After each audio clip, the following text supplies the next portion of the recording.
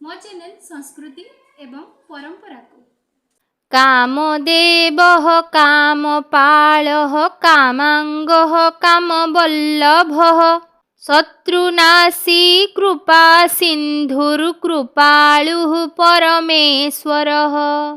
ଅନଙ୍ଗ ତ୍ରୟୋଦଶୀରେ ଶ୍ରୀମନ୍ଦିରରେ ଦୟଣା ଚୋରି ନୀତି। ଚୈତ୍ର ଶୁକ୍ଳ ତ୍ରୟୋଦଶୀ ଅନଙ୍ଗ ତ୍ରୟୋଦଶୀ ରୂପେ ଶ୍ରୀମନ୍ଦିରରେ ପାଳିତ ହୋଇଥାଏ। ଏହାର ଅନ୍ୟ ନାମ କାମ ତ୍ରୟୋଦଶୀ। କାମଦେବଙ୍କର ଅନ୍ୟ ନାମ ଅନଙ୍ଗ। ସେ ପ୍ରେମର ଓ କାମନାର ଦେବତା। ଅନଙ୍ଗ ଶବ୍ଦର ଅର୍ଥ ଯାହାଙ୍କର ଅଙ୍ଗ ବା ଶରୀର ନାହିଁ। କାମଦେବ କିପରି ଅନଙ୍ଗ ହେଲେ ସେ ସମ୍ପର୍କରେ ରହିଛି ରୋଚକ ପୌରାଣିକ ଉପାଖ୍ୟାନ। ତାହା ଅନୁସାରେ ଦକ୍ଷ ପ୍ରଜାପତିଙ୍କ ଯଜ୍ଞରେ ସତୀ ଆତ୍ମାହୁତି ଦେବା ପରେ ଶିବ ଗଭୀର ତପସ୍ୟାରେ ପ୍ରବୃତ୍ତ ହେଲେ। ସେତେବେଳେ ତାରକାସୁର ଅନେକ ଉତ୍ପାତ କଲା। ତାକୁ ନିହତ କରିବା ପାଇଁ ଶିବଙ୍କର ଏକ ପୁତ୍ର ସନ୍ତାନ ହେବାର ବହୁତ ପ୍ରୟୋଜନ ଥିଲା। ତେଣୁ ଦେବରାଜ ଇନ୍ଦ୍ର ଏବଂ ଅନ୍ୟ ଦେବତାମାନଙ୍କର ନିର୍ଦ୍ଦେଶରେ କାମଦେବ ଫୁଲସର ମାରି ଶିବଙ୍କର ତପସ୍ୟା ଭଙ୍ଗ କଲେ। ତାହା ଫଳରେ ଶିବ କ୍ରୁଦ୍ଧ ହେବାରୁ ତାଙ୍କର ତୃତୀୟ ନୟନର ଅଗ୍ନିରେ କାମଦେବ ପୋଡ଼ି ପାଉଁଶ ହୋଇଗଲେ। ସେହି ଘଟଣାରେ କାମଦେବଙ୍କ ପତ୍ନୀ ରତି ରୋଦନ କରି ତାଙ୍କୁ ଫେରାଇ ଦେବା ପାଇଁ ପ୍ରାର୍ଥନା କରିବାରୁ ଶିବ କହିଲେ ସେ ଆଉ ନିଜର ଶରୀର ଫେରି ପାଇବେ ନାହିଁ। କିନ୍ତୁ ଶରୀର ନଥିଲେ ମଧ୍ୟ ମନୁଷ୍ୟ ଓ ଅନ୍ୟ ପ୍ରାଣୀଙ୍କ ଉପରେ ତାଙ୍କର ଆଧିପତ୍ୟ ରହିବ। ତେଣୁ କାମଦେବ ଶରୀରୀ ନହେଲେ ବି ପ୍ରାଣୀଙ୍କ ମନରେ କାମନା ବାସନା ଜାଗ୍ରତ କରାଇବାରେ ସମର୍ଥ। ତେଣୁ ମନର ମନ୍ଥନକାରୀ ଭାବରେ ତାଙ୍କର ଗୋଟିଏ ନାମ ମନ୍ମଥ। ବସନ୍ତ ହେଉଛି କୁସୁମାକର ବା ଫୁଲର ଋତୁ। ଏ ଋତୁର 5ଟି ଫୁଲ କାମଦେବଙ୍କ ଫୁଲଧନୁର 5ଟି ସର। ସେହି ପଞ୍ଚସର ହେଉଛନ୍ତି ଅଶୋକ, ଅରବିନ୍ଦ, ଚ୍ୟୁତ, ନବମଲ୍ଲିକା ଓ ନୀଳୋତ୍ପଳ। ଏ ଫୁଲଗୁଡ଼ିକ କାମଦେବଙ୍କର ପଞ୍ଚବାଣ ରୂପେ ମନରେ ସମ୍ମୋହନ, ଉନ୍ମାଦନ, ଶୋଷଣ, ତାପନ ଓ ସ୍ତମ୍ଭନ ଜାତ କରିଥାନ୍ତି। ଶ୍ରୀମନ୍ଦିରର ଦୟଣା ଚୋରି ନୀତି ସହିତ କାମଦେବ ବା କନ୍ଦର୍ପ ସମ୍ପୃକ୍ତ।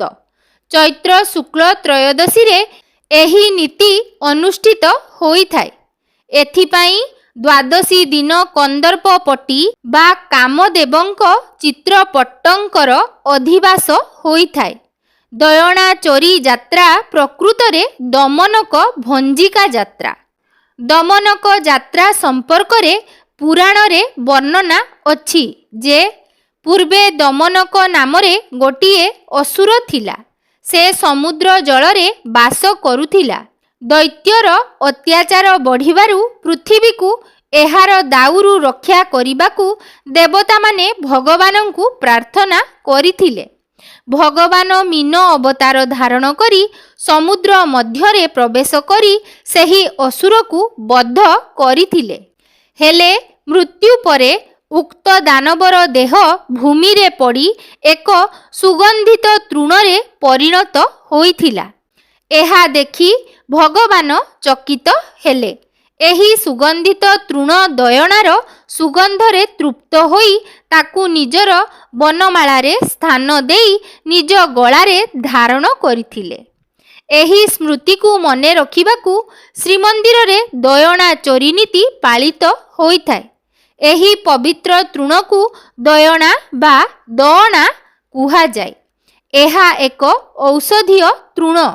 ଶ୍ରୀମନ୍ଦିରରେ ଅନୁସୃତ ହେଉଥିବା ପ୍ରମୁଖ ଦ୍ୱାଦଶ ଯାତ୍ରା ମଧ୍ୟରୁ ଦମନକ ଚତୁର୍ଦ୍ଦଶୀ ବା ଦୟଣା ଚୋରି ନୀତି ଏକାଦଶତମ ଯାତ୍ରା। ଚୈତ୍ର ଶୁକ୍ଳ ତ୍ରୟୋଦଶୀରେ ଏହି ନୀତି ଅନୁଷ୍ଠିତ ହୋଇଥାଏ। ଏଥିପାଇଁ ଦ୍ୱାଦଶୀ ଦିନ କନ୍ଦର୍ପପଟି ବା କାମଦେବଙ୍କର ଚିତ୍ରପଟଙ୍କର ଅଧିବାସ ହୋଇଥାଏ।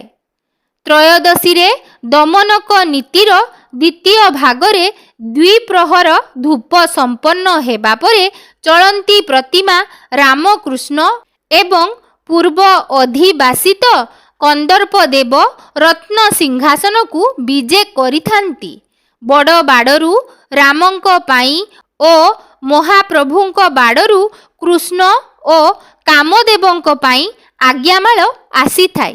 ଆଜ୍ଞାମାଳ ପ୍ରାପ୍ତ ହେବା ପରେ ଦିଅଁମାନେ କଳ୍ପବଟ ସୁଦୃଶ୍ୟ ତଳେ ଥିବା ଚାନ୍ଦୁଆ ଗଦି ଓ ମାଣ୍ଡି ପରିବେଷ୍ଟିତ ପାଲିଙ୍କିରେ ଜଗନ୍ନାଥ ବଲ୍ଲଭ ମଠସ୍ଥିତ ଉପବନକୁ ବିମାନ ବଡ଼ୁଙ୍କ ଦ୍ୱାରା ବିଜେ କରନ୍ତି।